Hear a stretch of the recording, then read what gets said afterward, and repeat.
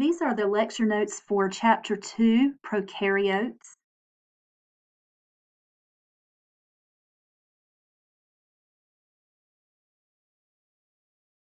Sorry, I couldn't get the page to go forward.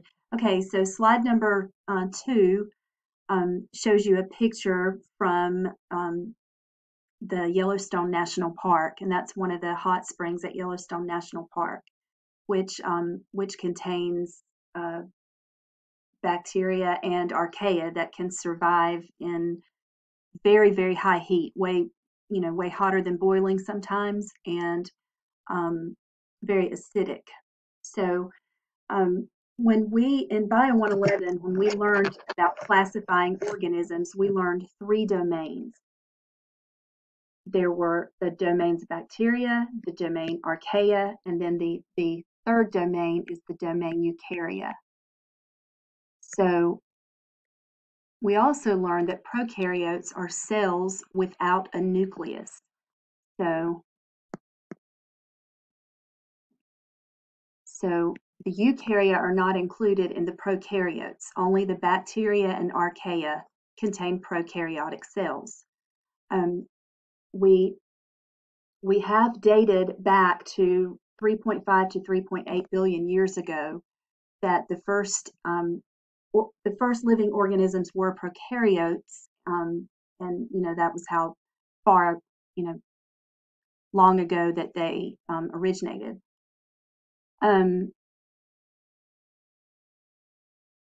And just, you don't have to really worry about anything else on this slide. It's just telling you there's a whole lot of different types of prokaryotes, and some of them are harmful, some of them are damaging, cause disease. But we are starting, discussing living things now, whereas in the last chapter, the viruses affected living things, but they weren't actually living things. But prokaryotes are. Sometimes prokaryotes will form microbial mats, which are actually really disgusting to think about, unless you're just strange. But a microbial mat is a multi-layered sheet of prokaryotes, and it can include archaea, but it mostly includes bacteria, like a sheet of bacteria, like a film, So the first microbial mats were probably at hydrothermal vents, in other words, openings in the ocean where a lot of heat is coming out. Like it would be like the opening of a volcano, but underneath the ocean, deep within the ocean. So at those openings, it's very, very hot, and it's also very acidic. These are pictures of stromatolites, which are fossilized microbial mats. They are the earliest record of life on Earth. They formed when minerals precipitated out of water by the prokaryotes in the microbial mat. And then you also see living stromatolites. All right. The Earth's early atmosphere, what we know is that, or what evidence shows is that it did not contain any oxygen. So the only organisms that would have been found would have been anaerobic. That means they survive in the absence of oxygen. And after that, then the phototrophs, which would be photosynthetic organisms, began to appear. And those are also prokaryotes called cyanobacteria. Cyanobacteria were once called blue-green algae. That's their common name, but they're not really algae. They just look like algae sometimes, but they're not. They're actually bacteria. But they evolved from phototrophs 1 billion years later, 1 billion years after the first phototrophs. So cyanobacteria were among the first, but not the first. And they're the ones that increased the oxygen levels in the atmosphere, that began to add oxygen to the atmosphere because, photosynthesis takes carbon dioxide in and then produces oxygen. Plants produce oxygen. Well, cyanobacteria are not plants, but they are photosynthetic. They're able to use sunlight and carbon dioxide to produce their own food and oxygen as a byproduct. So now organisms that use oxygen, aerobic organisms, could evolve. All right, some bacteria and archaea are called extremophiles because, like it sounds like, they're adapted to grow under extreme conditions. Organisms that are resistant to radiation are an example. An example would be Deinococcus radiodurans, which has developed DNA repair mechanisms that allow it to reconstruct its chromosome even if the radiation has destroyed it. That's an example of an extremophile. And extremophiles would also be the thermoacidophiles that live, close to the openings of volcanoes or underwater, hydrothermal vents. So here are some other examples of extremophiles. Acidophiles can survive in a pH of 3 or below, so we would have acidophiles living in our stomachs.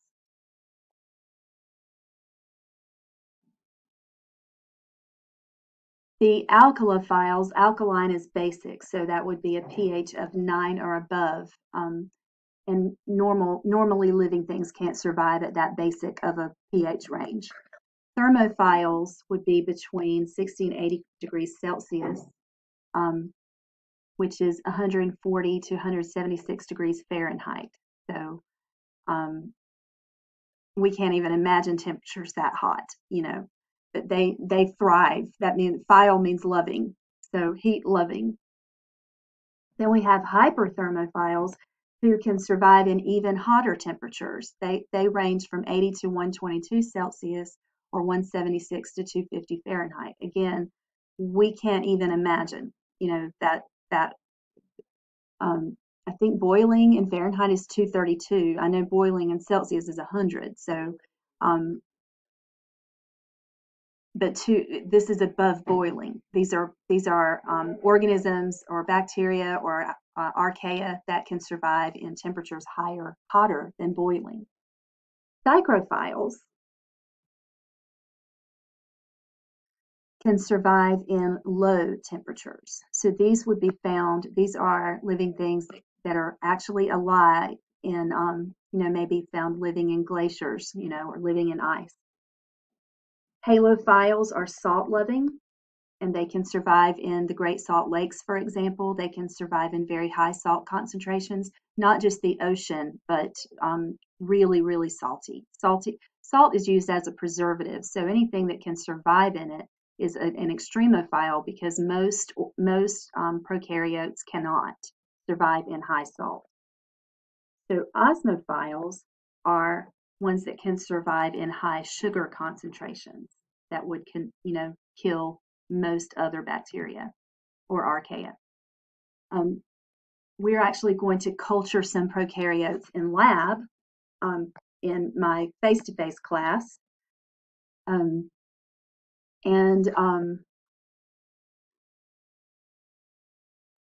Online, I think you do a lab where you culture bacteria. I'm pretty sure you do.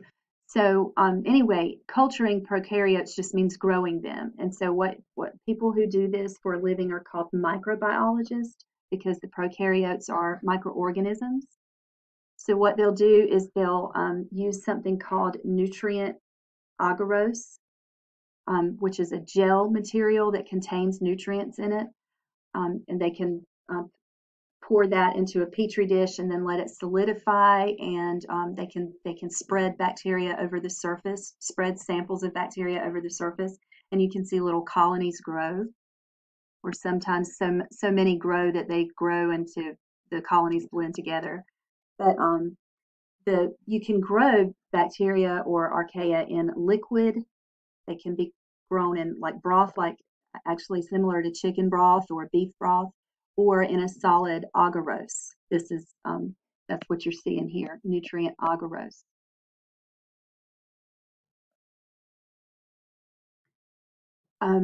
Can they all be grown in a lab? Most, actually it says over 99% of bacteria and archaea are unculturable.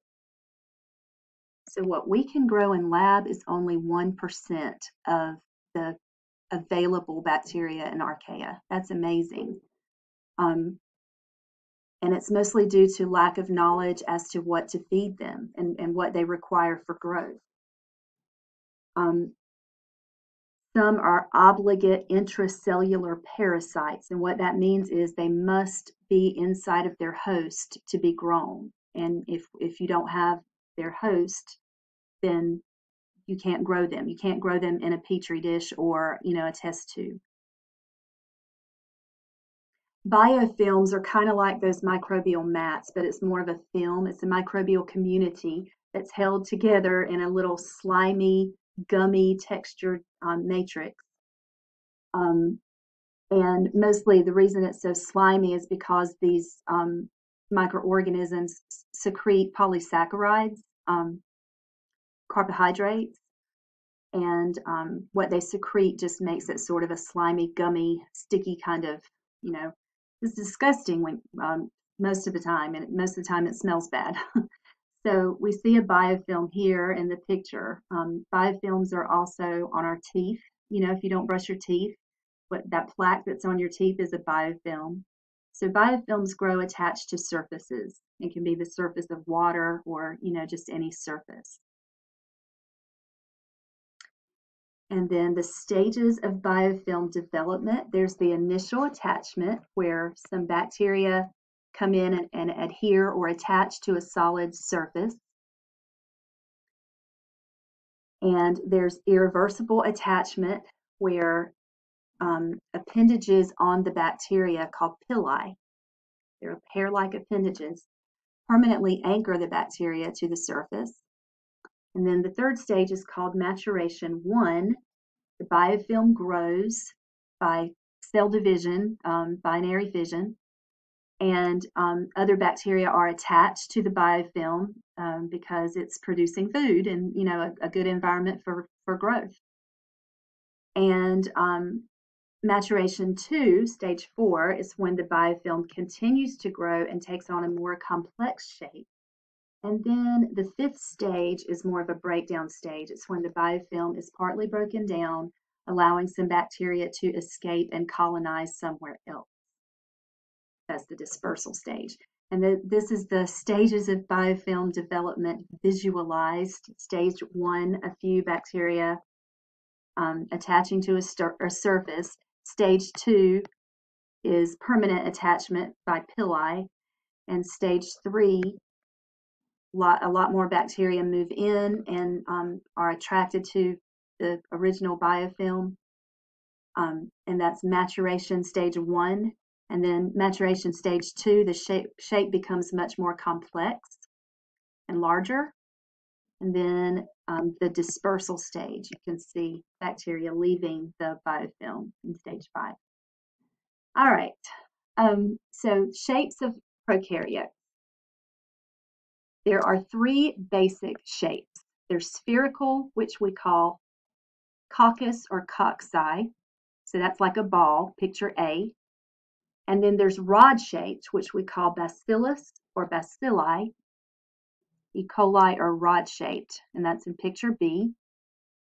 And then there's spiral-shaped, which we call spirili. And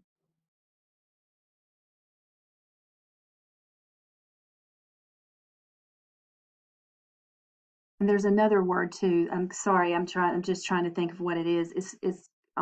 Anyway, it sounds like spiral, but it's not spirili, it's something else. But anyway, basically you've got spiral-shaped, rod-shaped, or spherical, and you need to know those terms, cocci, bacilli, and spirili. This is just a typical bacterium. All bacteria don't have these structures, but all of them are single-celled and lack a nucleus. No matter if they're archaea or bacteria, they're single-celled and lack a nucleus. They have a single circular DNA chromosome, and most have a cell wall outside the plasma membrane.